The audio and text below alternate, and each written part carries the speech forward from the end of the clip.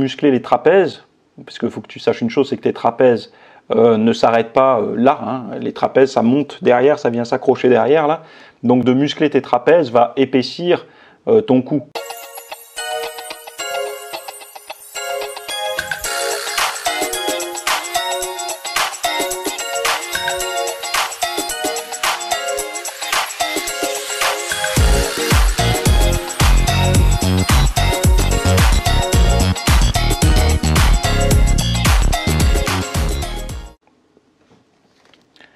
Alors, question de la part d'Axel. Bonsoir Théo, donc bonsoir, bonjour. Merci infiniment pour tes conseils. Je suis Axel et j'ai une préoccupation. Il s'agit de la musculation du cou. J'aimerais avoir des réponses et des exercices adaptés afin de pouvoir hypertrophier cette partie musculaire. Merci bien et prends soin de toi. Bah ouais, merci. Bah, toi aussi, prends soin de toi. Parce qu'il y a marqué moins, après je sais pas pourquoi.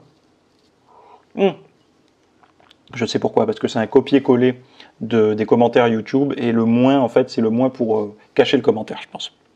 Bref, alors, bon, déjà, moi, je suis pas un... Regarde, t'as vu mon cou, j'ai pas un cou, en plus, j'ai tendance à avoir la tête en avant, donc ça affine encore plus. Il faudrait que, tu vois, que je me recule comme ça en permanence, pour donner l'illusion d'un gros cou, mais le problème, c'est que ça fait un double menton, donc il faut choisir gros cou, double menton, ou tête en avant, enfin bon, il faut trouver un juste équilibre. Bref.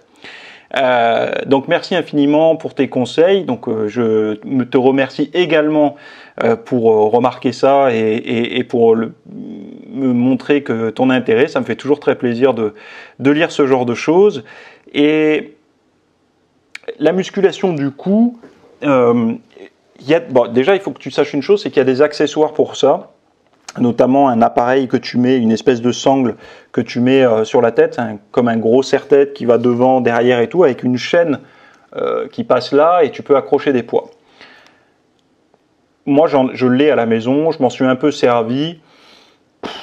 Je fais pas de rugby, je fais pas de boxe. Si tu fais de la boxe, si tu encaisses des coups avec ta tronche, muscle ton cou. Si tu fais que de la muscu, enfin c'est un but forme, esthétisme et tout. Enfin, esthétisme, peut-être qu'avoir un gros cou pour beaucoup, c'est... Alors j'ai remarqué que les hommes aiment bien les gros coups, les femmes, elles aiment pas trop ça.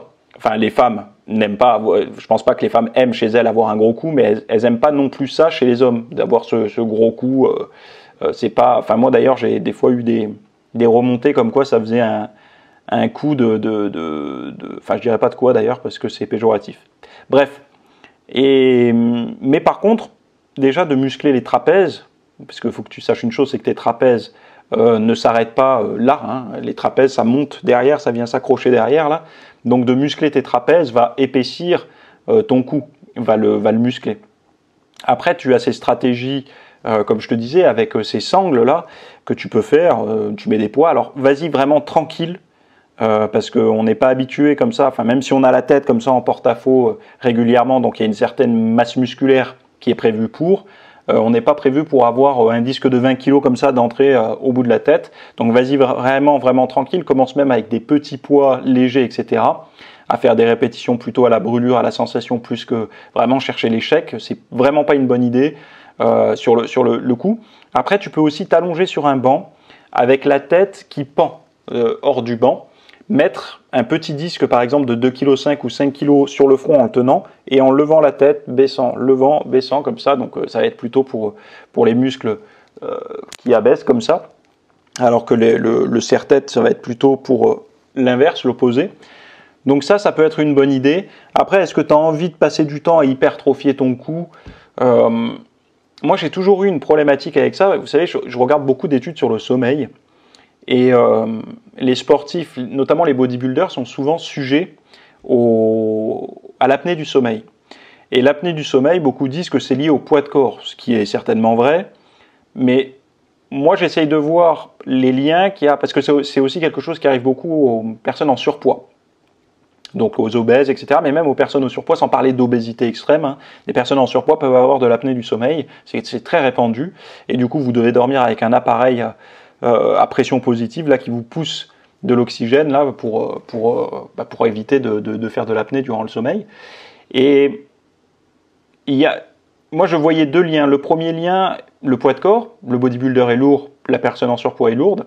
Mais je vois un deuxième lien, c'est que la personne en surpoids a du gras autour du cou, etc. Donc là, sous le menton, autour du cou, donc ça peut obstruer. Le bodybuilder a beaucoup de masse musculaire également, donc beaucoup de tissu, beaucoup de viande à ce niveau-là. Et je me suis posé la question est-ce que c'est uniquement le poids de corps ou est-ce que l'hypertrophie de la zone de la trachée, etc., ce serait ça qui pourrait conduire chez la personne en surpoids, donc du gras, hypertrophie au niveau du gras, accumulation de graisse, de tissu adipeux à ce niveau-là, et chez la personne très musclée, est-ce que ce ne serait pas l'accumulation de masse musculaire?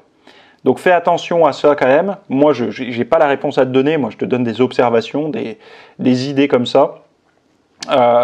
Après, normalement, dans la logique, si tu muscles correctement tes trapèzes, ton cou va également être musclé. C'est très rare, très très rare de voir des personnes qui font de la musculation muscler spécifiquement le cou. En règle générale, il répond à l'entraînement. Si tu fais les trapèzes, même tout ce qui va être des mouvements, comment dire, d'épaule, etc.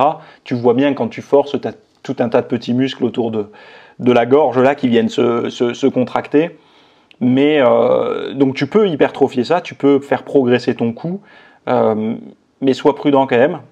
Déjà pour tes vertèbres cervicales, et puis également pour justement l'hypothèse que j'ai par rapport à l'apnée du sommeil ne vient pas trop obstruer non plus ton cou, quoi, en fait, avec trop de masse musculaire, quoi. Mais après, tu es libre de faire ce que tu veux.